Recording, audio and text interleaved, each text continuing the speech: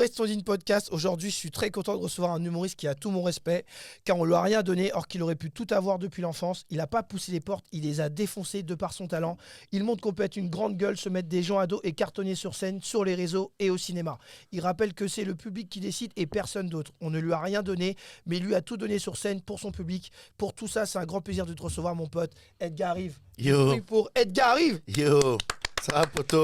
Ça va et toi, mon gars? Merci de me recevoir, mon frérot. Tellement Merci content beaucoup. de t'avoir. Je suis content que tu aies ton podcast aussi. Bah, je suis très content aussi. Je suis content que tu aies ton podcast. Je trouve que Restons Digne, c'est un titre qui te correspond bien, donc bravo. Merci beaucoup. Fais ton merci truc beaucoup. à fond, frérot, et nique-les tous. Écoute, moi, je connais ton parcours et tout, et je suis ravi que tu entreprennes des choses par toi-même. Je pense que c'est le meilleur moyen de toujours rester à dire ce que tu veux, faire ce que tu veux, rien devoir à personne. Mon daron m'a appris certaines choses dans la vie. Même si on ne se parle pas pour la raison que tu connais, c'est un personnage central dans la mienne. Ben justement, parce que c'était ça, et c'était ma première question. Parce que c'est vrai que je dis qu'on t'a rien donné. Et toi, tu viens de loin, au sens propre et au sens figuré. Ouais. Car si je me trompe pas, t'es né au Bénin. C'est ça. Voilà. Fils d'un père diplomate. Ouais. Et Mon père a fait tous les postes sauf président de la République chez moi. voilà. Il a fait ministre, député, maire, ministre des Affaires étrangères, intérieur, justice. Et je suis arrivé en France à 6 ans quand il était nommé ambassadeur du Bénin à Paris. Ok. Je suis arrivé dans cette circonstance-là en France. Il s'appelle Edgar Yves Monou. Il m'a appelé Edgar Yves Monou Junior. Donc bon, clairement, Ok, le gars avait, d'accord, il avait des, la flemme. plans pour moi. Ou la flemme aussi, c'est possible. Ou mégalo, plans, hein, voilà, ouais. il y a plein de Ouais. justifications possibles. Et puis, bon, évidemment, il fallait donc être avocat de formation comme lui. Et puis, rentrer en politique comme lui pour réussir à faire ce que lui n'avait pas fait. D'accord. Et, Qu'est-ce qu'il n'a pas réussi à faire? Il n'a pas réussi à être président. Je Ok, pense que c'est ça d'accord. qui lui reste. Ok.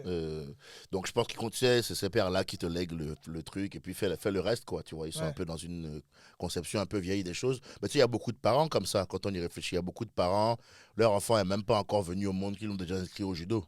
Ouais. Tu vois. Et ce que les parents doivent apprendre quand même, c'est que c'est moi qui vis mes choix, que ce soit les bons ou pas, et que c'est ma vie, que je décide de ce que je fais. C'était compliqué avec mon père de dire que je voulais faire du stand-up, donc je me suis retrouvé dehors pendant 1 an, et puis après je me suis fait tout seul. Oui, parce que du coup, le parcours pour en arriver là, tout le monde n'aurait pas tenu en vrai. Non, je pense pas, mais après, moi j'avais aussi reçu une bonne éducation, hein, j'avais la tête bien faite, hein, donc comment je me suis retrouvé dehors, j'étais quand même un garçon capable de réfléchir froidement, sans émotion, de faire un plan et de s'y tenir. Moi je suis un mec comme ça. Hein. Ouais. Moi quand c'est chaud, frérot, mon père il m'a toujours dit, hein, quand c'est difficile, tu respires un bon coup et tu appliques 3 concepts.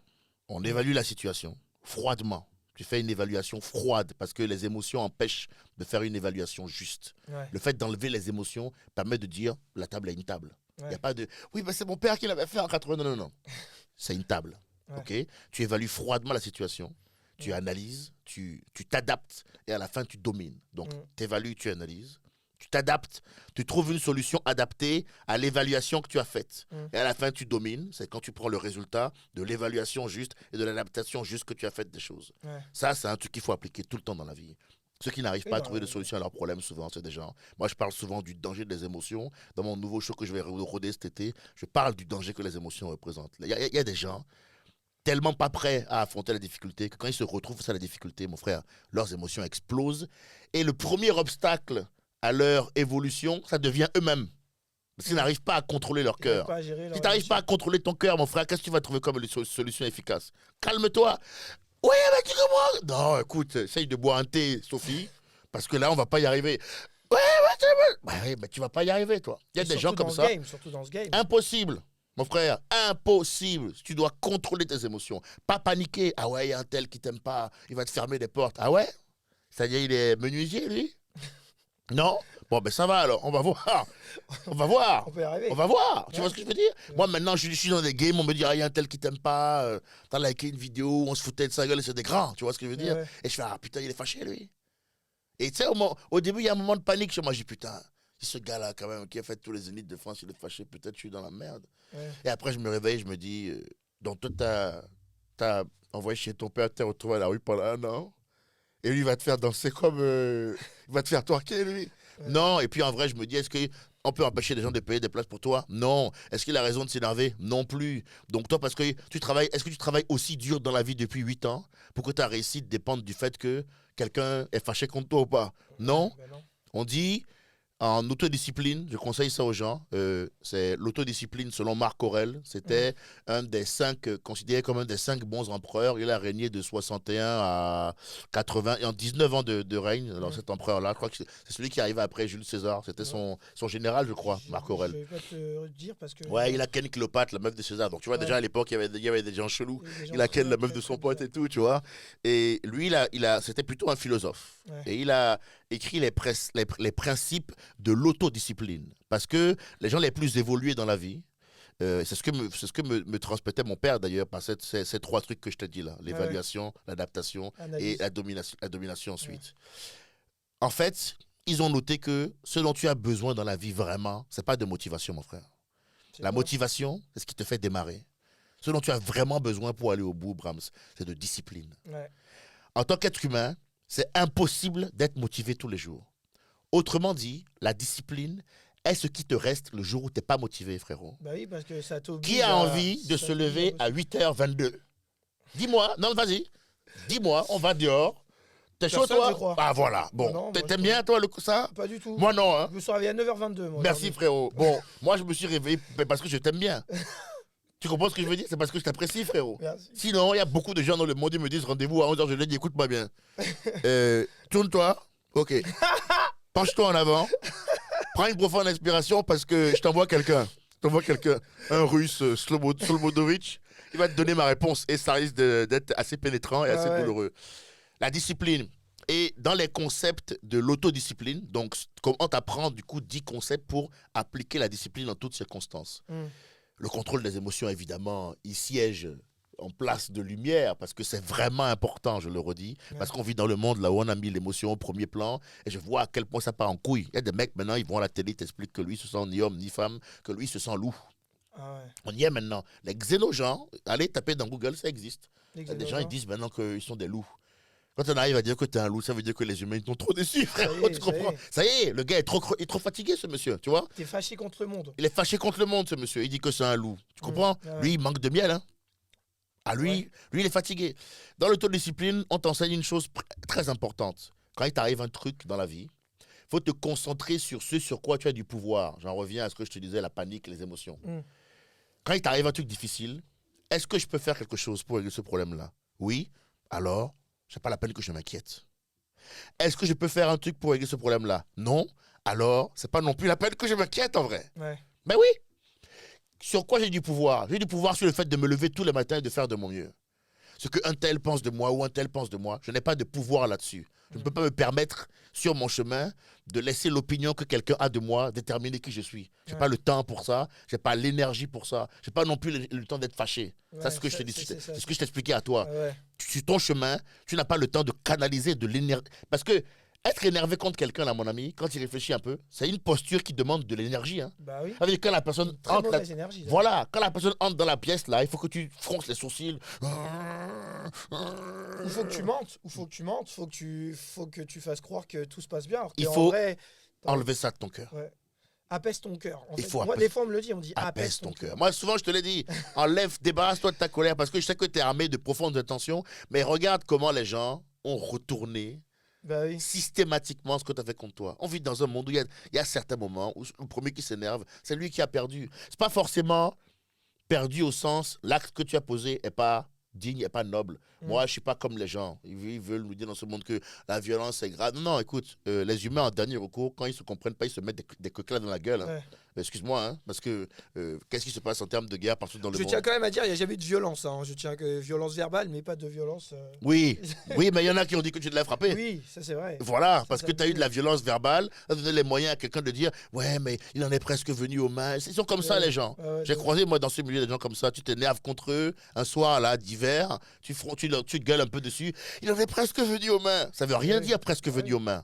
Mais, donc on sous-entend que tu as peut-être cogné, sans cogner, ça ne veut rien dire. Mais ils sont comme ça, les gens. Il ne faut pas leur donner les moyens de te barrer la route et de t'empêcher d'atteindre ton but. Il ne faut pas oublier que encore une fois, la meilleure revanche, c'est le succès. Donc je t'ai souvent dit, concentre-toi, bosse, et tu verras. Discipline. Ouais, travail et discipline. De toute façon, quand j'ai vu que Edgar essayait de m'apaiser, j'ai dit ok, si même Edgar veut m'apaiser, c'est que oui, faut vraiment que je me Mais calme. parce que je suis un gros nerveux, moi, frérot. Oui, je sais. Je suis un très gros nerveux. Il y a la liste de gens avec qui je me Mais suis tu t'es embrouillé. apaisé, mais tu t'es apaisé. Mais pourquoi je me suis apaisé? Le succès apaise, mon frère. Oui.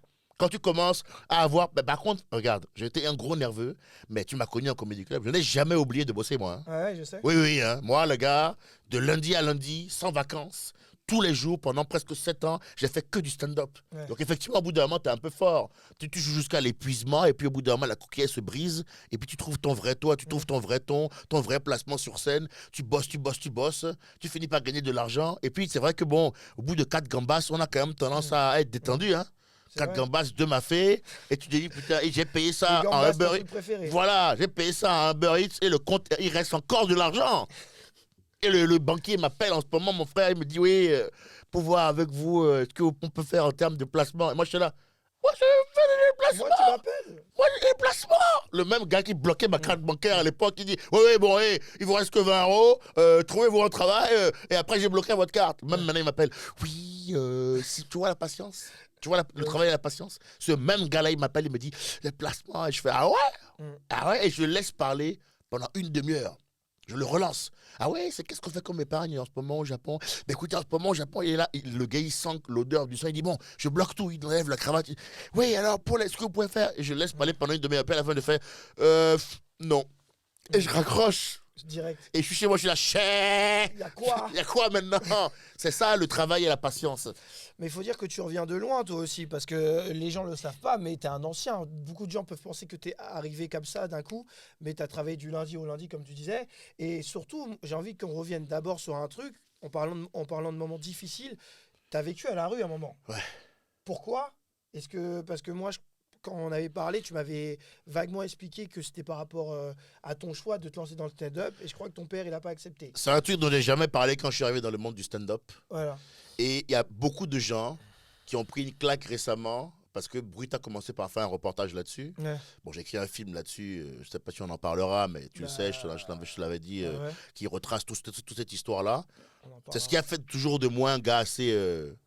avec un caractère de sauvage, parce qu'il y a Bien un côté trempé. très animal chez moi. Tu vois, Ouais. quand tu te retrouves dehors, mec, il faut développer des compétences particulières pour qu'on t'emmerde pas. Hein. Ouais. Et la première, c'est savoir dégager une aura agressive quand il faut te protéger. Bien Donc sûr. forcément, après, c'est un truc qui reste, ça. C'est Moi, ça. moi, en général, je suis un mec, quand je m'énerve vraiment, l'ambiance de la pièce change, tu vois. Ouais.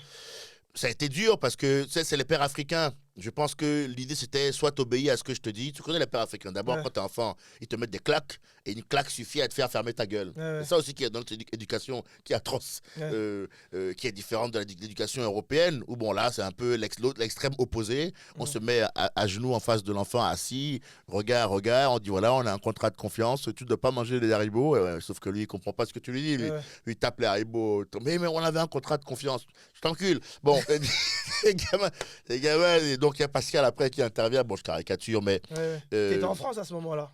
Oui, j'étais à voilà. Poitiers, Ouais. j'avais eu ma licence de droit, et quand il fallait se. Et puis je me suis rendu compte que ça me faisait chier cette affaire. Ouais. Parce que moi, effectivement, j'ai vu mon père plaider très tôt quand il était enfant. Je l'ai également vu en tant qu'orateur à des tribunes quand j'étais enfant, en tant qu'orateur formidable. Donc moi, je voulais faire le show comme faisait mon père, tu vois. D'accord. Pour moi, avocat, dans ma tête, c'était... Ouais, madame le juge, je peux pas vous laisser dire Oui. ça, vous vous rendez compte, mon client. Sauf que ça, mon frère, en vrai, c'est 5% du boulot, ça. Bah oui. Les 95 autres pourcents, t'es dans un putain de bureau avec des putains de codes civils. Oui. Et mon Dieu, que c'est chiant. C'est très très chiant. Très très chiant, pas du tout. Et loin de la vibe dans laquelle je suis dans le stand-up, mon frère. Ah On oui. prend des trains, je vais dans des nouvelles villes, je couche avec les femmes des marchands et je m'en vais. Vous avez baisé ma femme, je suis désolé. Roulez, taxi, on va à la gare, directement. Je le savais pas, elle le savait pas aussi. Il a baisé ma femme, mais je ne savais pas, monsieur. Tu vois ce que je veux dire? C'est beaucoup plus doux cette Ouais, vie-là. ouais. Et lui, il est prévu, avocat, tu rentres dans t'as le droit, tu rentres au Bénin, tu reprends le cabinet et tu rentres en politique. Donc, quand la claque ne marche plus, parce que tu deviens plus costaud physiquement que ton père, donc il y a un moment donné, tu le regardes en mode, frérot, là, attention la clé de bras, hein, parce que j'ai vu le dernier combat de McGregor et j'ai retenu 2-3 trucs, si tu as ce jeu-là. Hein? Papa, je t'aime, mais. Je t'aime, mais bon, calmons la gifle, quoi. J'en ai déjà pris 1224 et il se peut que la 1225e. Je peux vriller. Et voilà, le chat finisse par griffer, quoi. Mais c'est ça qu'il faut dire aussi à nos darons, mon frère. Il nous tartait comme jamais. Bon, en tout cas, moi, vraiment, il avait la tarte. Facile. Frérot, peut-être il m'a même déplacé des trucs, je sais pas, quoi. T'avais quel âge quand c'est arrivé? J'avais 24 ans. Ok, tu avais 24 ans. J'avais 24 ans. J'étais déjà rentré dans les États-Unis où je suis parti 4 ans. Et j'avais repris le droit, j'avais eu ma licence, machin. Et là, il fallait se spécialiser.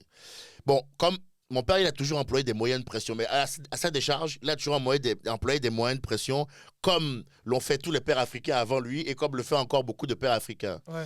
Moi, il se trouve que moi, je suis vraiment un garçon avec un caractère et une aura particulière. Je suis un gamin, depuis petit, je suis en quête de liberté parce que moi, je suis né avec le nom de mon père sur le dos. Ok. Donc, on m'a élevé pour devenir un homme politique, machin et tout. Donc, moi, j'ai pas eu l'occasion de faire du foot avec mes potes. Je devais lire des bouquins, faire des rapports. C'était un peu difficile, ça, pour moi. Ouais. Donc, j'étais un gamin qui avait envie qu'on le laisse. Tranquille. Laisse-moi. Ouais. Je sais pas ce que je vais faire, mais si on peut commencer par toi qui me laisse, ce serait bien pour commencer. Ouais. Donc, mon père a toujours eu une emprise folle sur moi. Mm. Et donc, moi, je sens à la fac que ça va pas le faire, le truc d'avocat, là. Tu comprends? Ouais. Donc, je sens que si je laisse le train aller comme ça, moi, je vais me retrouver au pays avec un compte plein. D'accord. Mais à faire un boulot que j'aime pas et aller le week-end en boîte de nuit avec 2-3 aspects, un 4x4 Range Rover, aller à Lomé, à Dakar le week-end pour claquer du fric. Et ça va être ça ma vie, moi. Je vais faire 3-4 gosses là et je vais me regarder la télé et dire bon, ben maintenant on attend la mort. Donc je me dis là, ça va pas le faire. Donc là, il faut absolument que je me fasse pousser des couilles et que je décide ce que je veux dans ma vie. Donc je refuse quand il faut se spécialiser à la fin de la licence entre le master privé ou public. Je dis non, mec, ça va être stand-up. Lui me dit ok, toi tu veux jouer à ça, toi? Tu veux faire le grand, toi? Il t'a dit ça? Ouais, toi tu veux faire le grand? Bon, très bien. Bon, maintenant, c'est pas compliqué. Soit tu fais ce que je te dis, soit tu dégages de chez moi. Ok. Mon frère, à cette époque-là, j'ai 5 euros sur mon compte. Hein. 5 euros. J'ai 5 euros sur mon compte. Ok. J'habite avec mon frère à Poitiers, on est en coloc parce qu'on est là, à Poitiers, qui est une des meilleures facs françaises, Ouais. pour étudier le droit. Ouais. On nous paye un appartement pour ça. Le reste, il n'en a rien à foutre, le gars. Ok. Donc il me dit, toi, tu veux faire le John Brie, c'est ce qu'on dit chez moi. Tu veux faire le cobaye? Tu veux faire le cowboy, tu veux faire le cacou, très bien. Tu dégages. Et dis à mon frère, tu rends l'appartement. Toi, je te prends un appartement. Et lui, il a la rue.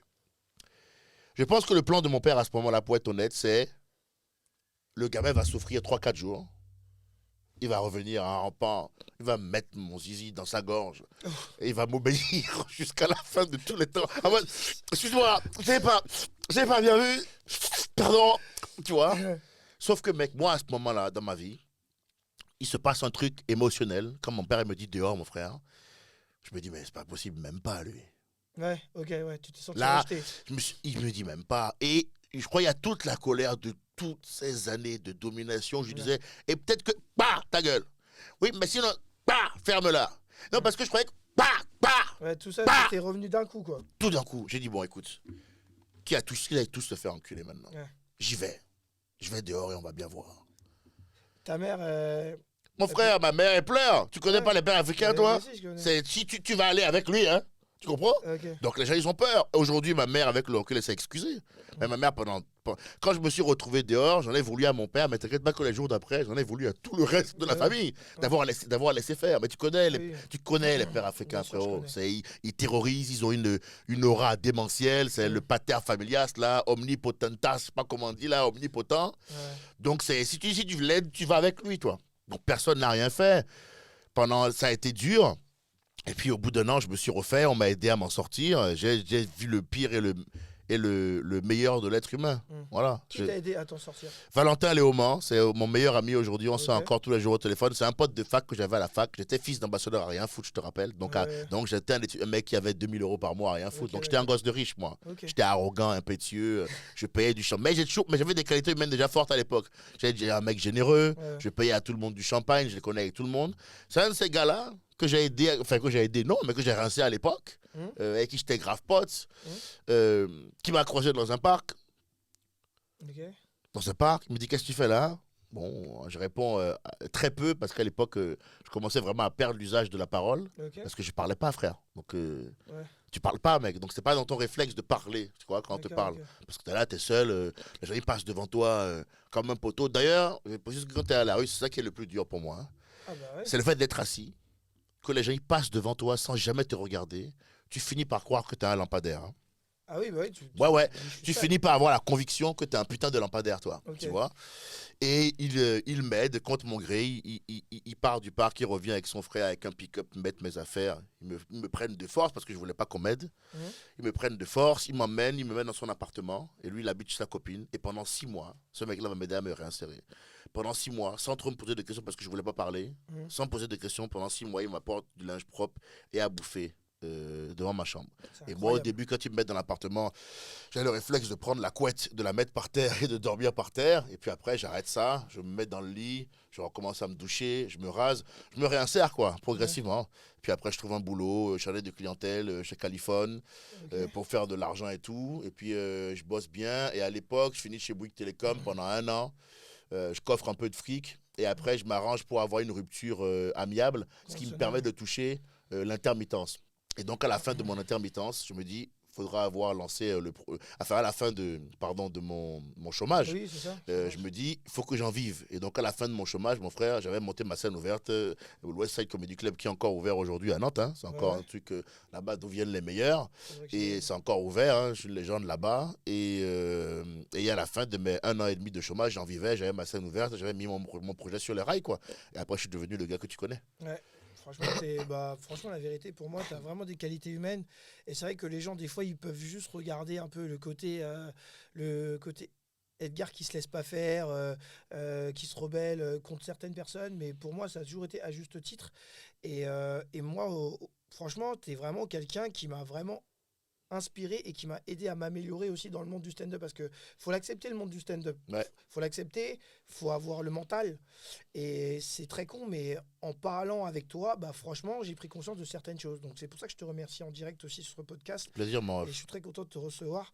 Et il y a un truc que tu as dit tout à l'heure, tu as dit que tu aurais pu gagner beaucoup d'argent, vivre au Oui, Bénin bah mon frère, et mon tu père est serais millionnaire en euros. voilà, Hein. voilà, c'est ça. Les stats, c'est pas compliqué.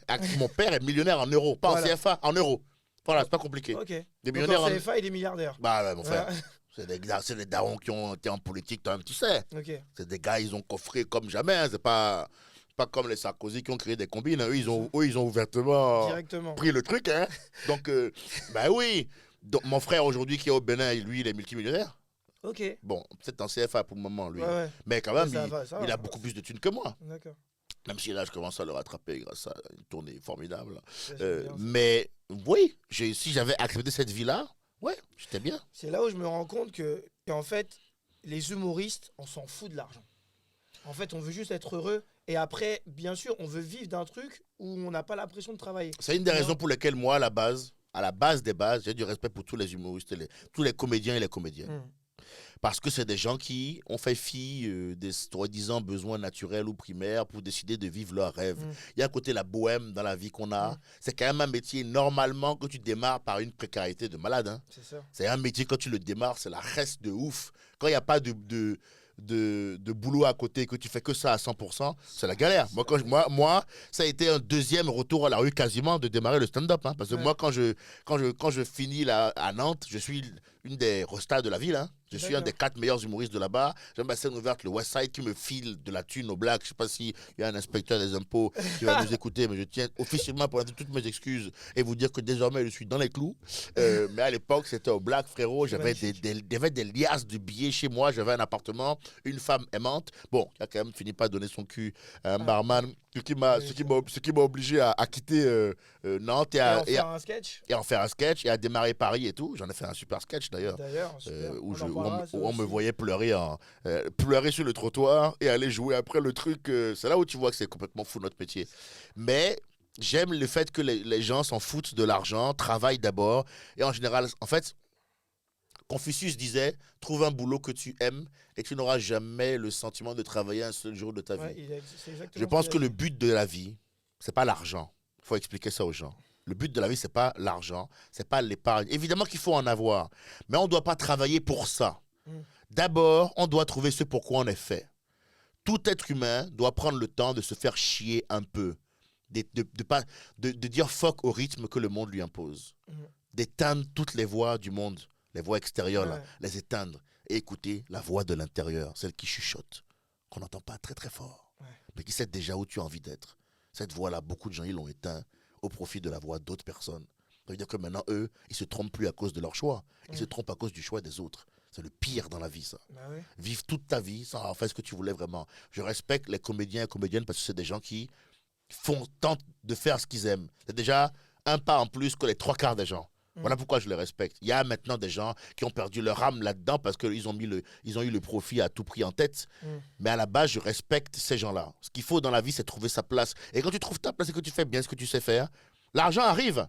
Bah oui. Moi, maintenant, pour la première fois de ma vie, je fais une tournée où quand on me donne le chiffre d'affaires, bon, on est à 6 chiffres, on dit, c'est ça? Ouais, 6 chiffres. Ça, ouais. Voilà. Là, j'ai gagné, sur cette tournée-là, j'ai dû faire un chiffre d'affaires de peut-être un peu plus de 200K. Quand on enlève tous les frais, tout ce que tu dois payer, machin et tout, à la fin, il me restera peut-être 100 de moins, donc 112K. Je vais créer une boîte, je vais mettre l'argent sur la boîte, je vais prendre une black card. Et je dis, voilà, on va voir ce qu'on peut faire pour 2023, parce que là, voilà, et ce qui m'intéresse, c'est de jouer. Moi, je vais jouer. Ce qui m'intéresse, c'est de faire des grandes salles. J'ai découvert que quand tu fais une grande salle, oui, ben effectivement, quand tu fais 2 cigales plus une 700 en Belgique, tu gagnes 60 000 € en 3 jours. Mais ça, moi, je ne savais pas ça. Moi, ce qui m'intéressait, frérot, c'était de faire la cigale. Ouais, bien sûr. De dire, non, moi, mon rêve d'artiste, voilà. L'argent, c'est une conséquence de vivre mon rêve, tu comprends? Jamais ça a été important pour moi. Si c'était important, je serais resté fils de mon père. Je gagnerais bien plus que le mois d'aujourd'hui, hein. Bah ouais, j'imagine. Bah oui. Ben oui, moi je galérais, mec, à l'époque quand j'étais au Paname, Karim m'avançait pour me payer mon loyer. Dès que je l'engueulais, il me le refoutait en plein dans la gueule d'ailleurs, ça, tu vois. Voilà, je prenais d'aide des gens qui me le remettaient après dans la gueule aussi, hein. Tu sais, j'ai appris aussi un truc à cette époque-là, en galérant et tout, en demandant de l'aide aux gens qui finissent par te dire un jour, quand vous vous engueulez, alors, qui payait ton loyer à l'époque et tout. Ça, l'être humain, il est vraiment bâtard pour ça. On dit chez nous en Afrique, on dit, il vaut mieux un petit chez soi qu'un grand chez les autres. Bah oui. Concentrez-vous pour vous créer quelque chose qui vous appartient ou c'est vous le patron. N'allez pas à la table de quelqu'un, la main tendue comme ça, en demandant qu'on vous mette quelque chose dedans. Ça demande tellement de... Ceux qui sont dans l'intérêt, dans ce milieu-là, ils font un très mauvais calcul. Bah oui. Parce que tout ce qu'ils auront dans la vie dépendra de l'humeur que quelqu'un a par rapport à eux. Les mecs comme toi et moi, c'est plus difficile, mais chaque chose qu'on obtient, c'est à nous, hein. Bah oui, c'est à moi, hein. Ça veut dire, frérot, moi, ce que j'ai là, Brahms, vas-y, hein, viens prendre. Bien sûr. Ouais, viens prendre. Personne ne pourra dire, tu sais, non, je sais rien du tout. C'est à moi. Et je ne suis pas à la table avec tous tes suceurs, là, machin. Tout ce que j'ai, c'est à moi. Il vaut mieux un petit chez soi qu'un grand chez les autres. Et ça, c'est une phrase à mémoriser et à se répéter très souvent. Tout le temps. Concentre-toi sur le fait de te créer quelque chose que toi, tu sais faire. Ça. Regarde ce que tu sais faire. Prends le temps de se faire chier à la maison. Regarde les nuages un peu. Pourquoi le ciel? Pourquoi la terre? Interroge-toi sur la vie en tant qu'être humain. Demande-toi ce dans quoi tu es doué. Une fois que tu as trouvé ce dans quoi tu es doué, parce que tout le monde a du talent pour quelque chose. Avoir du talent pour quelque chose, je précise, ça veut dire faire quelque chose à un niveau très élevé, qualitatif, sans que cela te demande beaucoup d'efforts. Ça, le talent. Moi, je suis très talentueux en stand-up. J'ai une capacité à faire rire les gens qui ne me demandent pas beaucoup d'efforts. Après, quand je la bosse et que je la fignole, elle donne un gros sketch. Mais à la base, je suis un mec qui fait rire les gens déjà. Tu vois, j'ai ce talent-là. Il faut trouver dans quoi on a du talent et ensuite, il faut foncer là-dedans à fond et l'argent viendra. Ça va venir. L'argent viendra. Si tu bosses, si tu as de la discipline et que tu bosses tout le temps, bah voilà. ça va payer. Et l'erreur des gens qui sont dans la suçada, qui sucent pour avoir des résultats, qui font des combines pour être bien vus, qui parlent mal des gens derrière leur dos, l'erreur qu'ils font et qu'ils ne savent pas qu'eux, à la fin de leur vie, il ne leur restera pas grand-chose. Tout ce qu'ils auront obtenu, ils l'auront obtenu en suçant. Ils n'auront pas créé et développé du talent par eux-mêmes. Ils ne l'auront pas fait, frérot. Tu comprends? Tout ce que toi, tu auras eu pendant ce temps-là, tu l'auras eu tout seul. Il ne faut pas croire que quelqu'un qui t'a niqué un soir, parce qu'il a parlé de toi mal un soir, a subi les conséquences de ça un soir, a gagné. Non. Il t'a eu ce 22 janvier 2013. Normalement, il reste 2014, 2015, Tu vois ce que je veux dire ou pas? Il reste plus de 6 manches, hein? Tu vois ce que je veux dire ou pas? Voilà, on verra au bout des 22 manches. Il y a les 3 quarts des gens avec qui je me suis embrouillé en Comedy Club. Je pense pas qu'ils tiendraient le même discours sur moi aujourd'hui. Hein. Oui. Parce que je leur ai fait fermer leur gueule. Tu comprends ce que je veux dire? Talent, voilà. Tu le fais taire. Il finit par dire... Et puis hier matin, il fait... Quand même... là, quand même... Il a son 8e sketch qui a passé le million, me fait rire. Et puis, il est joyeux, il ne s'occupe pas de moi. Voilà, c'est ça que tu peux faire comme réponse. En parlant de sketch, j'ai vu un peu tes podcasts, tes interviews. À chaque fois, c'est vrai que ça parle de Bolloré. Je me suis dit, on va essayer de pas trop en parler. Ouais, mais ça m'arrange. Si je peux juste te demander un truc, est-ce que par rapport à ton sketch où tu parles de lui, est-ce que La corruption. ouais, voilà, Je parle des rapports France-Afrique. Et voilà, donc, forcément, ce faisant, je le cite. voilà, Mais c'est pas lui mon problème. c'est C'est les ça, rapports France-Afrique. c'est ça. Voilà. Et si c'était à refaire, est-ce que tu le referais en vrai? Parce que, si on peut être honnête, Ça ça m'a t'a mis coûté des cher. bâtons dans, Ça m'a coûté voilà, cher. ça Ça m'a coûté t'a cher, mis ce des bâtons sketch. dans les roues, tu vois. Et en même temps, c'est mon premier sketch qui a passé le million Mais c'est ça, dans ma vie. c'est ça. Il y en a eu Parce que depuis moi, je une sais que c'est dizaine. ton premier, je sais que c'est ton premier gros C'est mon buzz. premier gros tu vois. buzz, ça. Ouais. Après, il y a eu une dizaine depuis. Après, il y a J'ai eu fait aussi la barbecue, tromperie, l'infidélité, la colonisation, les Black Lives Matter. Ouais, Voilà, il y a eu c'est ça. beaucoup de sketchs après qui ont fait ces scores. Mm. Mais c'est le premier. Et c'est celui dont tout le monde me parle. C'est mon classique, quoi. Mm. Les rappeurs, ils ont un classique. Celui-là, c'est mon classique. C'est mon MVP. Ouais, bien sûr. Partout en interview, on ne parle que de ce sketch-là. Ouais, C'est le sketch qui a cumulé le plus de millions de vues en cumulé sur les réseaux. Il doit être à une C'est ça. vingtaine de millions quand même, tu vois. ouais. Donc il n'y a aucune émission de incroyable. télé au passage qui te donne ça. Ça, Bien c'est sûr. toujours un petit crotte de nez, j'aime bien balancer. Pour les réseaux, c'est important. Pour les réseaux, c'est important réseaux, c'est important. de rappeler l'importance des réseaux. Ouais. Bah, si c'était à refaire, est-ce que je le referais Ouais, en mieux encore, Ouais. sûrement. Ouais. Tu vois Parce que moi, je suis afro-européen, Ouais. franco-béninois. J'ai les Ouais. papiers, t'as capté Ouais. Pas besoin de baiser avec une vieille blanche pour rester, quoi. Hein tu les connais, nos Ouais. frères noirs, là. Hein Bien à sûr. 20 ans, marié avec une meuf de 80 piges, je l'aime. Tu mens, Firmin. Hein Même Petit Bakou. elle, elle s'aime pas. Même donc elle est arrête. sympa, ton Donc, carré. Non, je suis afro-européen. Si moi, j'en parle pas, qui va en parler bah, C'est je simple, sais la pas, question, je elle est sais simple. pas. Si moi, j'en parle pas, qui va en parler J'en parle. J'en parle sans invectiver les gens, sans les déranger. J'en parle de manière drôle, puisque le sketch fait d'abord rire les gens. Ouais, Moi, ce que j'aime, c'est quand tu fais du stand-up, que c'est drôle et qu'en même temps, en plus, il y a un ça message. fait réfléchir. Ça qui me fait plaisir, moi. Mm. Bon, eh ben voilà, j'ai pas essayé d'emmerder qui que ce soit, moi. J'en parle. Pas parce que il y a 30 personnes qui te tombent dessus au moment où tu le fais que t'as tort. Ben non. Au contraire, ça veut sûrement dire que tu as mis le doigt Que tu sur quelque chose. déranges. Ça veut dire que tu as mis le doigt sur quelque chose. Mm. Et après, comme j'avais déjà dit à l'époque à ces gens-là, Mm. je ne vais pas citer, Oui, hein, mais tu pas vois, besoin. pas besoin. Ouais. Tous ces gens-là qui me sont tombés dessus, on parle de chaînes de télé, hein, voilà, de grandes chaînes, de producteurs, de machins, qui s'assemblent pour te mettre la pression d'attachés de presse malhonnêtes. Ouais. Et dit, vous pouvez tourner le problème dans lequel vous voulez, dans le sens dans lequel vous voulez. Ça ne peut pas être moi le méchant. Hein. Bah ouais. Moi, je suis le mec qui parle de la condition de son pays et qui se fait censurer pour ça. Ouais. Donc, tu tournes le problème comme tu veux. Ça ne peut pas être moi, le méchant. Bah oui, si va tu voir- fais rire les gens. Voilà. Va voir tu avec le mec censures. qui a pris le ciseau et qui a coupé. Donc, les conséquences, c'est quoi? Tu vas être blacklisté du groupe Canal, tu vas être interdit à gauche. Et honnêtement, au début, ça m'a rappelé la même chose qu'avec mon père. Tu sais, moi, au début, quand mon père il me fout à la rue, quand je me retrouve dehors, Brahms, je suis pris par une peur de Ouais. mais qu'est-ce qui va se passer là? Ouais. Et puis, tu réalises que le lendemain matin, tu es vivant. Hein? Bah ouais. Et le tu jour réalises lendemain, t'es vivant. que le jour d'après, je suis encore vivant. Et 4 jours plus tard, je suis encore là. 2 mois plus tard, je suis pas mort. Pourtant, on m'avait dit que. Et 6 mois plus tard. Mais en fait, je vis sans toi. Tu vois? Et bien, la télé, c'est pareil. Ouais. Quand on me dit t'es blacklisté Canal, putain, je vois tout ce que je vais pas pouvoir faire. Ouais. Au début, je vois tout ce que je pourrais pas faire. Mon frère, je suis un fan, j'ai Canal. À l'heure où je te parle, je paye Canal, moi. J'adore Canal+, mon frère. Bah oui. J'adore. C'est une histoire tellement conne, cette histoire. Ça, c'est une partie du truc que j'ai jamais dit, que je te dis à toi en esprit de chez toi. Ah, merci. Mon frère, j'adore Canal. J'ai toujours aimé Canal. Depuis que je suis petit, on a Canal+ chez moi. Les nuls, tout. J'ai tout vu, les guignols, tout. J'adore Canal. Dans mes rêves, il y avait faire le Jamel Comedy Club un jour, aller sur Canal, faire mon special un jour, le mettre sur Canal. Il y avait tout ça. Ça, c'est des rêves quand on me dit que je suis blacklisté là-bas, que jamais je pourrais atteindre. Ça me fait mal au cœur. Bien sûr, c'est normal. Bien sûr que ça me fait chier. Mais après, je me dis, frère, il y a 2 solutions. Hein. Soit je reste là dans mon trou et je chiale. Soit je me dis, eh ben, ça, c'est la vision que moi j'avais de ce que j'allais faire dans ma carrière. Ben, ça, c'est pas possible. Je pourrais pas le faire. Ouais. Voilà, je vais devoir faire autre chose. Et ben voilà, et ben je fais autre chose.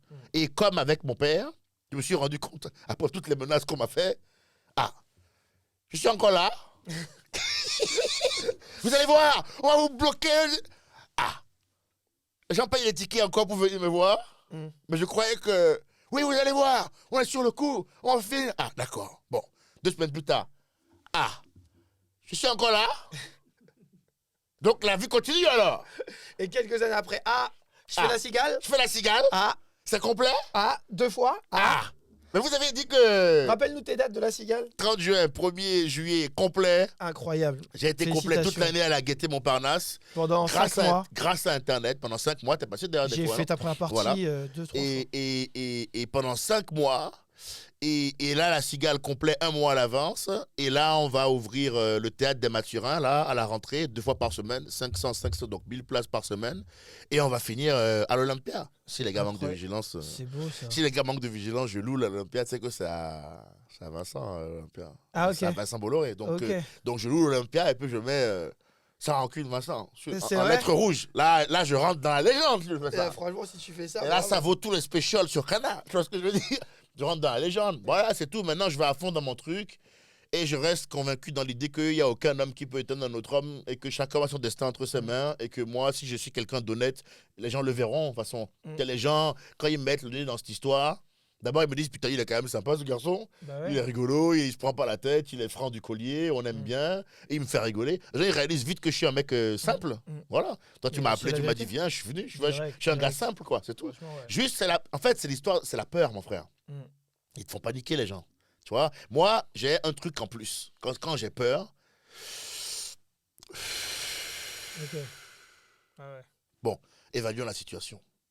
Tu veux pas faire ça? Ok, d'accord. Tu peux plus aller là? Ok, d'accord. Est-ce que ta carrière s'arrête pour autant? Dans le sens où est-ce que tu as encore la capacité de prendre un micro, de jouer quelque part, de filmer, de poster sur Internet et de mettre un lien de réservation? Tu peux le faire, ça? Ouais. Alors fais-le, tocard! Et arrête de chialer. Tu Faut comprends? vraiment parler de la force des réseaux. Fais-le. Faut vraiment parler de ça. Fais-le. Ouais. Fais ton putain de stand-up, filme-le et poste ça. Et on va voir. Bien sûr. On va voir. Bah oui. Voilà. Mais Des au fois, ça va moins, prendre, des fois, ça va moins au prendre. moins, on va voir. Ouais. Je vais pas rester à la maison. J'étais sûr que j'allais y arriver. Ils sont arrivés, ils m'ont tué. D'un coup, ils m'ont... Ils sont arrivés dans la rue. Non. Non, c'est pas comme ça. On n'abandonne pas. Il n'y a rien comme abandonner. Il n'y a rien comme abandonner. On n'abandonne pas. Le seul moment dans la vie où tu es sûr que c'est fini, Bram, c'est le moment où tu abandonnes. On n'abandonne pas, en fait. On fait... Moi, je me rappelle d'un truc que m'avait dit mon père. Donc, moi, je te fais le A. Je suis encore là, mais c'est inspiré de ça. Mon père, à l'époque où ma meuf, là, dont j'ai fait le sketch qui a marché, m'avait trompé, machin et tout, mec, j'étais brisé. J'étais amoureux d'elle, je m'y attendais pas, j'étais triste de fou, tu te rappelles? J'étais vraiment mal. C'était pas des blagues. Oui, je sais. J'étais vraiment mal. Et mon père, il m'avait appelé à l'époque, parce que mon frère était inquiet pour moi. Il avait peur que je fasse une connerie et tout. Ça va, frère, reste en Renoir, pas me jeter dans la fenêtre. Parce que je pleurais, mais quand même, je tapais aussi du mafé, il faut dire toute la vérité. C'était pas non plus. Il n'y avait pas les gambas encore. Il n'y avait pas l'argent, frère. Il n'y avait pas l'argent pour faire. Maintenant, le mafé de gambas, je peux te le proposer. Tu vois, le carré de gambas, là. Mais mon père m'avait appelé à l'époque. Salut, on parle pas de nos histoires. Juste ton frère m'a dit que tu allais très très mal. Je veux savoir ce qui se passe. Je raconte l'histoire. Il me dit, oui, bon, ça va aller. Je dis, non, ça va pas aller. Comment tu veux que j'avance, machin et tout. Il me dit, mon fils, tu es où là? Je suis chez moi, dans le canapé. Il me dit, bon, lève-toi. Tu es debout? Il dit, ouais, je suis debout. Il me dit, ok, bon, fais un pas en avant pour voir. Ça a marché? Ok. Fais un autre pas en avant pour voir. Ah, ça a encore marché? Bon, eh ben tu fais comme ça jusqu'à ce que mort s'en suive.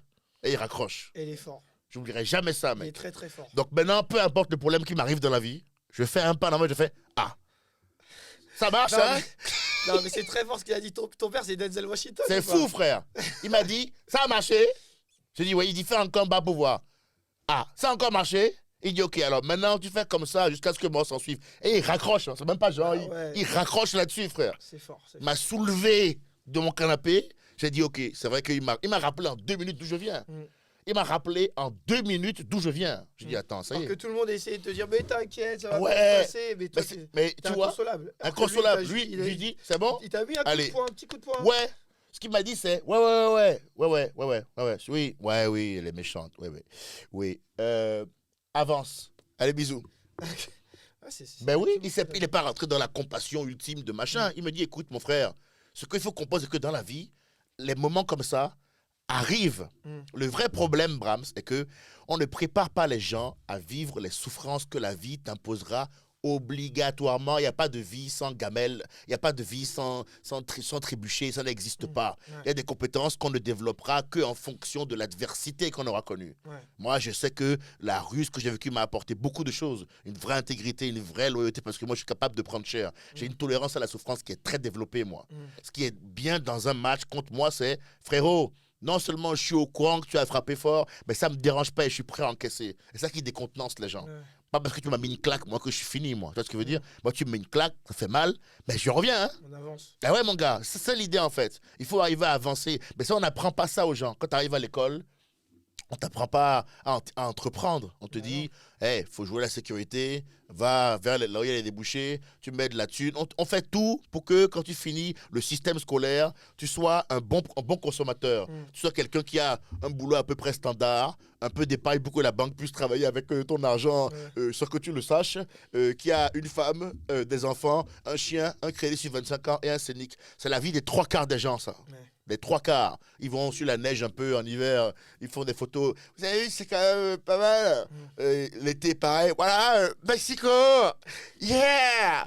Et quand ils reviennent, c'est reparti pour un lundi de merde. Vous avez la carte du magasin? Non? Allez, bip, bip. Et ils passent à autre chose. C'est ça la vie des gens. On est des entrepreneurs, nous, en vrai, en plus. Ben oui, mon frère. On est des Donc, le entrepreneurs. mec à qui on a dit qu'il devait tout faire pour être le major de promo et que ça allait aller. Quand il arrive dans la vie, il découvre qu'on lui a menti, mon frère, parce que la vraie vie demande une autre forme d'intelligence. Ouais. L'école ne fixe pas l'intelligence, elle fixe la mémoire. C'est que Ouais. du par cœur. L'école, il faut bûcher pour avoir des résultats. Ouais. D'accord? Et on te fait croire que le mec qui a 18 vaut plus que le mec qui a 6.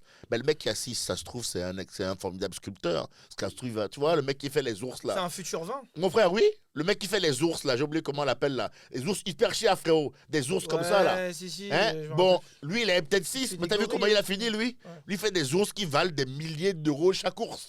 C'est des ours chelous, hein? Ouais. Mais bon, c'est un concept Ça qui a passe. pris. Ça a pris, mon frère. Il a créé son destin, tu comprends? La vie demande une autre forme d'intelligence. Ils sont où tous les mecs de la fac, là, maintenant? Moi, ils m'écrivent tous. Ouais. Encore bravo, parce que moi, j'ai cassé le jeu, frérot.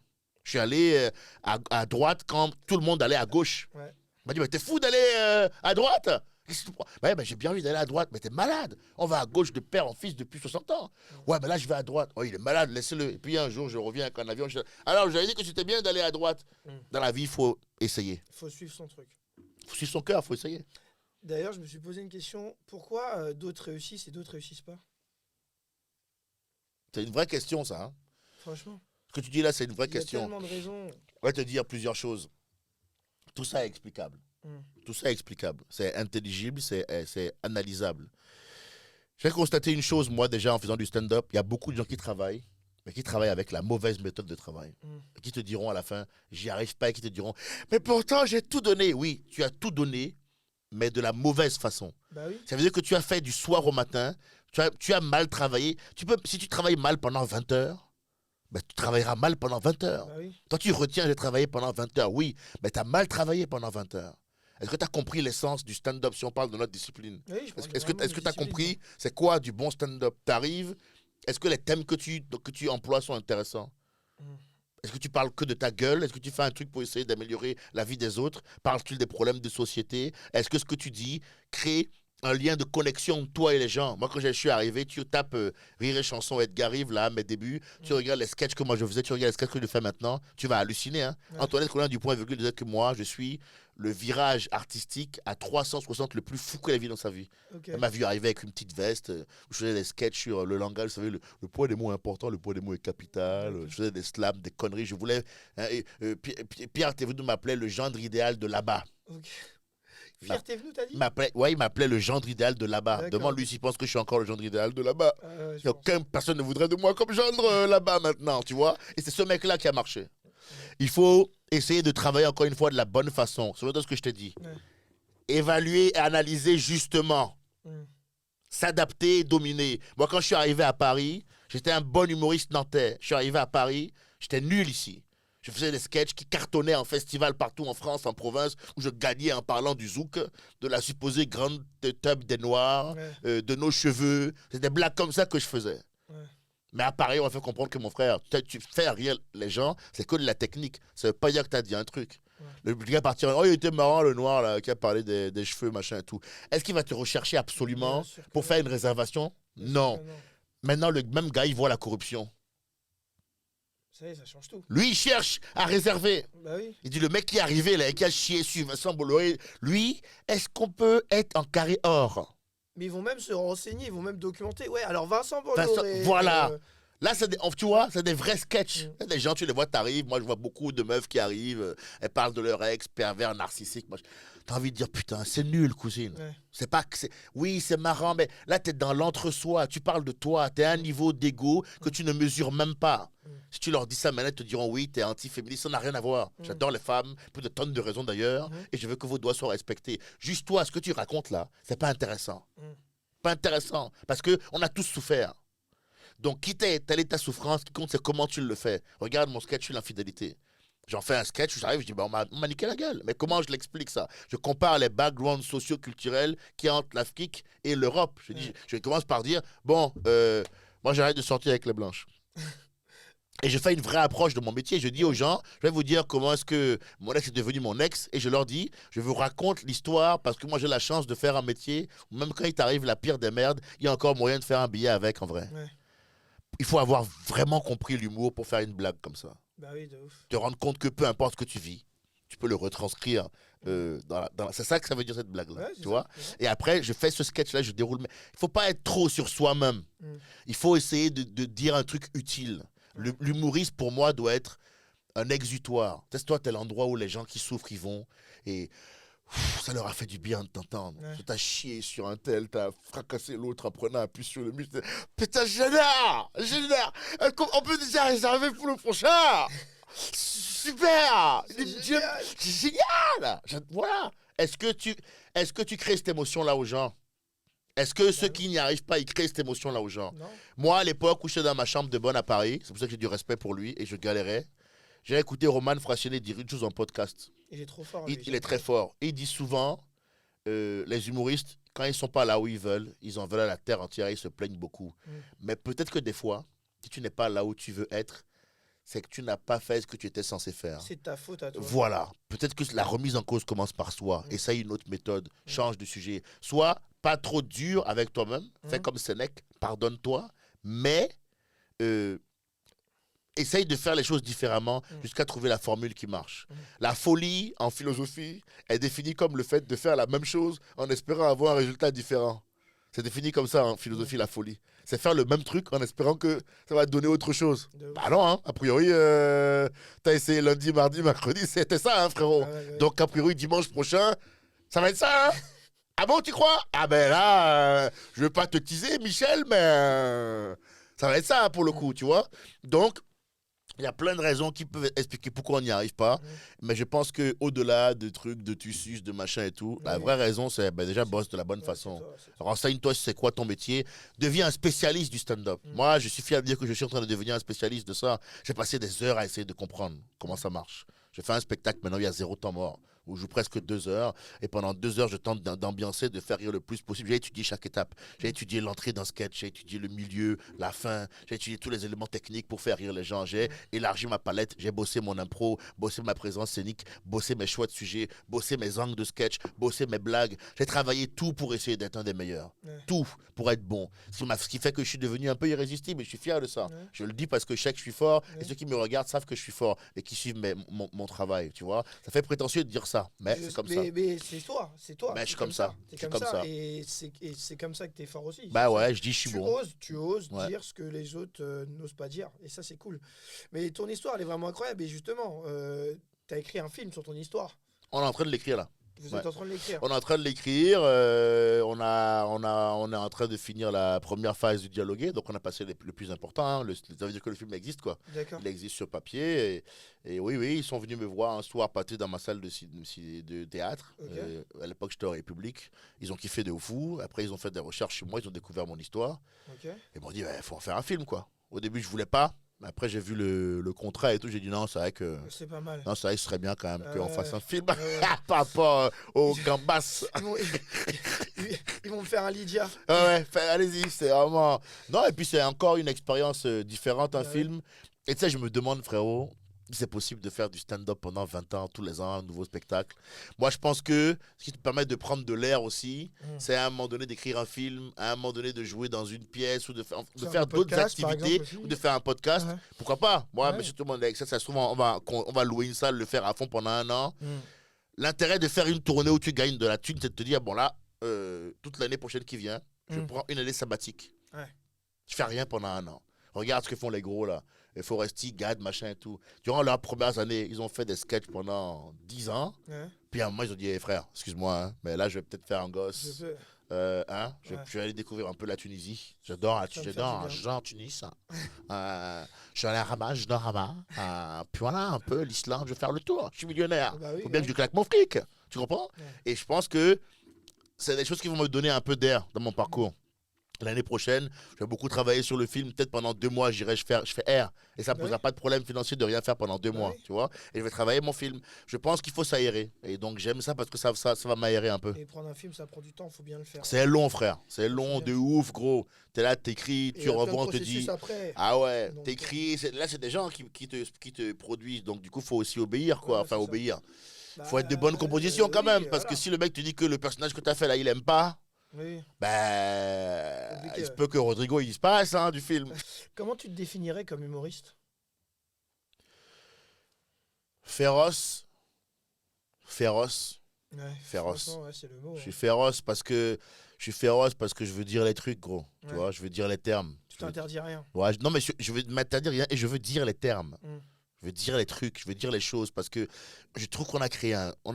Moi, j'aime pas le monde dans lequel je vis, mon frère. Je pense que toi non plus. C'est pour ça que, c'est vrai, quand tu t'énerves du soir au matin, souvent, c'est que le monde dans lequel toi tu es te convient. Non, mais c'est vrai. Moi, mec, je suis énervé. Moi, je suis énervé du soir au matin. Et tu parles de restons dignes. Le niveau d'indignité du monde dans lequel on est, moi, me scandalise. On a créé un système qui favorise les voleurs, les menteurs et les tricheurs. Les femmes sont pas contentes, les noirs sont pas contents, les arabes sont pas contents. Il y a que les blancs qui, des fois, ça va. Non, excusez-moi, c'est filmé. Non, mais en vrai, je dis ça parce que je suis un provocateur. Mais en vrai, Dédé du Loir-et-Cher aussi, qui est avec son tracteur, et qui ont fait la réforme des retraites, en vrai, il souffre aussi. Frère, imagine-toi, t'es noir, on a créé un monde, frérot. C'est compliqué, hein. Tu te bourres la gueule un soir pour oublier que t'aimes pas faire le boulot que tu fais. Tu sors dans la rue, tu tombes sur 2 flics qui se croient au Texas. Tu te prends 2-3 claquages, tu te retrouves là-bas, tu sors du commissariat, tu t'engueules avec une meuf, elle dit que tu l'as agressée verbalement, et puis tu vas prendre une douche pour essayer d'oublier tout ça. On te dit que faut que tu prennes une douche que de 30 secondes parce que le Qatar vient de faire un nouveau stade climatisé là, et que tu pisses sous la douche parce que du coup, maintenant le 2 en 1, c'est le futur en termes d'écologie. La vie est difficile. Les gens font pas un boulot qu'ils veulent et on passe le temps à mentir aux gens pour qu'ils continuent à bien être des esclaves et à bien être des merdes. Si je peux essayer de leur ouvrir un peu les yeux, parce que je pense que le meilleur moyen de changer dans le monde dans lequel je vis, c'est de dire à mes gars, regardez, on est en train de nous niquer là. Tu comprends? Moi, ce que je fais en gros, c'est de dire, on se fait baiser là. Oh! Je le fais humoristiquement, mais je dis, on est en train de se faire baiser. Donc, ouais, féroce parce que, pas peur de le dire, quoi, tu vois? Enfin, pas peur de le dire. Ah, non, tout le monde peut parler. C'est pas peur des conséquences surtout. C'est ça. Parce que les conséquences, pour moi, elles sont réelles. Parce que je découvre à quel point c'est violent. Bah ouais, parce que le système, il n'est pas fait pour que les mecs comme moi s'épanouissent. Donc, c'est le public qui va te porter. C'est le public. Sans eux, je suis rien. Je leur dis chaque fois, à la fin du spectacle, je dis là, mon seul média, là, actuellement, les gars, c'est vous, quoi. Donc, on me compare aux grandes gueules de l'époque, beaucoup maintenant, je vois en interview, en sketch, en machin, au Coluche, tout ça, machin et tout. Au Dieudo, machin et tout. Mais bon, je suis Edgar Yves, je mène mon chemin. Et ouais, je me définirais comme un gars féroce, mais moi, je pense que si tu fais rien dans la vie, Brahms, pour essayer d'améliorer la vie des autres, tu ne sers à rien. C'est pas normal. Moi, je pense pas que ce soit normal de penser à sa gueule toute sa vie. C'est quand même fou. Toi, t'arrives et tu penses à ta gueule toute ta vie. Et toute ta vie, tu demandes à tout le monde de s'aligner par rapport à ce que toi tu es. C'est pas comme ça non plus, quoi. Tu comprends? Il faut composer un peu quand même, tu vois. Faut s'adapter. Moi, ça me fascine les gens qui sont tout le temps. C'est toi, quoi. C'est toi de A à Z. C'est bizarre quand même. Faut faire la société des fois. Faut faire la société, il faut parler avec les gens, il faut aider les gens. Ben oui, deviens le changement que tu veux voir dans ce monde. Moi, je fais un travail et je ferai 20 spectacles pour ça. Le but des 20 spectacles sera de dire aux gens, de leur rappeler en permanence une chose. Ils ont le choix. Mm. Moi, le truc le plus dingue que j'ai entendu dans ma vie, Brahms, c'est pas aussi simple que ça. Cette phrase-là, ça a menotté et muselé et plongé dans l'inaction tellement de braves personnes. Bah oui. Tellement. Attention, c'est pas aussi simple que ça. En fait, un jour, tu le fais et tu réalises que le truc qu'on t'avait dit que c'était pas aussi simple que ça, bah, il fallait juste le faire, en fait. Ouais, tout simplement. Regarde les mecs qui ont bien compris ça. J'adore Orelsan comme artiste. Il y a un de ses raps où il dit quand tu veux faire un film, il te faut juste un truc qui filme. Ben c'est vrai. Et il On l'a est dans fait le avec ce reportage. Ben oui, on est dans le monde là, mon frère. Tu prends une caméra là, va dans la rue, tu te mets sur un tabouret, tu installes un micro, tu mets un téléphone. Et donc, ce que moi je pense par rapport au chat du Bangladesh, tu postes sur Internet et on dit waouh, vous avez vu le nouveau sketch du Brahms sur le chat du Bangladesh. Alors, c'est un bijou, le stand-up. Ouais, Bon, et t'as eu besoin de qui pour ça? personne. À part ton putain de téléphone et ton putain de tabouret, mon frère. Et Personne. le micro. C'est ce que je veux rappeler aux gens. Ouais, ouais. Ils peuvent mener la vie qu'ils ont envie de mener. On essaye de les convaincre que non. Mais si, ils peuvent. Ils peuvent. Mais quand tu dis ça à un adulte de 30 ans, c'est difficile, mec. Bah oui. Parce que lui, tu es en train de lui dire que les 30 dernières années qu'il vient de vivre là, ah frère, lui préfère dire que t'es un fou, toi. Bah oui. Bah parce que ce que tu lui demandes de faire comme reset, là, mon frère, c'est violent. Hein. Ouais. Ah, mais ça, c'est une très belle phrase et c'est un très beau message à la fin. Et je pense que là, on va juste finir sur une dernière question. Est-ce que tu peux me raconter une anecdote sur laquelle tu as dû rester digne? Genre une anecdote vraiment un peu. Vraiment, voilà, tu as dit ouais, non, faut que je reste digne, je peux pas me montrer. Il y en a tellement, mec. Je suis tellement ridicule, moi, dans la C'est vie. Ouais, ouais. C'est ça aussi, hein, qui fait de moi un gars simple. C'est que moi, j'embrasse ça. Hein. Moi, je suis le mec, je fais ah là, j'ai perdu. Tu vois, c'est Ouais. vraiment plein de fois. Et il y en a tellement. Quand j'étais petit, je me souviens, j'étais en colo, en Côte d'Ivoire. Ma mère, elle m'envoyait souvent en colo parce que je lui cassais les couilles. Ok. Donc, dès que l'été arrivait, ouais, mais il va aller visiter l'Égypte, lui. Et, parce non, mais il est fatigué, il a besoin de. On m'envoyait loin de la maison dans des bus, des trucs chelous. Colo. Et je prends le bus, frérot. Et j'ai envie de yesh à un niveau incroyable. Ok. Mais vraiment, rédia, quoi. Dans le bus où il y a tout le monde. Diarrhée, gros. Tout le Ok. monde est là dans le bus. Ok. Et j'ai 12 ans. Ok. Donc j'ai un âge où je me rappelle très de détails. Ok. Et j'ai dit, je vais faire le s'arrêter en urgence. Et il s'arrête pas, gros. Il s'arrête. Et là, il fallait rester digne, quoi, parce que c'était. Tu peux pas. Tu l'as fait. Disons que sans donner les détails, j'ai changé l'ambiance du bus, quoi. Ok, d'accord. Vraiment, Ok. c'est devenu une Et le colonie. chauffeur, il s'est arrêté. Là, il s'est arrêté. Je dis, ouais, mais tu fallait t'arrêter avant, connard. Pourquoi tu m'as arrêté quand je t'ai demandé? Donc, ah ouais, frérot. Ok. Donc là, la meuf que je voulais pécho, t'imagines bien que là, c'était mort. Hein. J'étais en c'était la merde, ballottage. quoi. J'étais en ballottage favorable Ok. avec un autre gars. Bon, ben lui, il a rattrapé tout son Il a retard. gagné. Hein. Ah, c'est sûr que là, se chier dessus, ça a tendance à te faire perdre des points, quoi. Bah, C'est vraiment. Très vite. C'est pas le modèle de l'alpha, quoi. Tu vois ce que je veux dire? Donc, non, il y en a eu plein. Moi, il y a plein de moments de ma Ouais. vie où je suis ridicule. Il n'y a pas longtemps, je me suis pris un vent aussi avec une meuf. Toute la soirée, mec, je rigole avec elle. Et moi, je suis con parce que je rigole avec elle et je crois que, du coup, je me rapproche du but. Ok. Tu sais, je suis dans le femme qui rit à moitié dans ton lit, je crois que je me Ouais. rapproche du but et tout. Et il y a un moment devant tous mes potes et tout machin, je lui mets la main comme ça et tout. Et elle me fait, tu fais quoi? Tu sais, déjà, le tu fais quoi? Mais c'est bon. Déjà, le tu fais quoi devant tout le monde, frérot? Ça m'a mis dans une autre dimension, quoi. Tu vois, parce que tous mes potes étaient là, oh! Tous mes potes commençaient à me regarder en mode, oh, il est en train de se prendre un vent en direct, quoi. Le tu fais Il faut quoi? jamais faire ça en Le, plein des gens le autour. tu fais quoi était tellement sec. Ah ouais. C'est vraiment, ça a accéléré mon rythme cardiaque. Vraiment, j'avais chaud. Elle a plus rigolé. Tu fais quoi? J'ai dit, ben non, mais on est bien et tout. J'ai commencé à dire des phrases comme ça. Je dis, non, mais juste, on est bien, quoi. Voilà. Et puis, bah ouais, on est bien. Mais sans que tu mettes ton bras autour de. Ah, oh, et ce que je te dis là, on n'est pas seul, hein. Il y a 6 personnes, quoi. Dont mes potes qui sont déjà en train de commencer à pleurer de l'œil gauche Wow. et de l'œil droit. Parce que tu connais les potes Bah dans oui, ces mais moments-là. grave. Ils rigolent fort. Ah ben eux. Mais mec, j'étais rouge, quoi. Vraiment, j'avais honte, quoi. J'avais vraiment. J'ai dit, non, mais ça va. Depuis tout à l'heure, on rigole. Il me dit, ouais, on rigole. Mais t'es pas mon style. Hein. Ah. Restons dignes. Mais là, je me suis dit, là, il faut.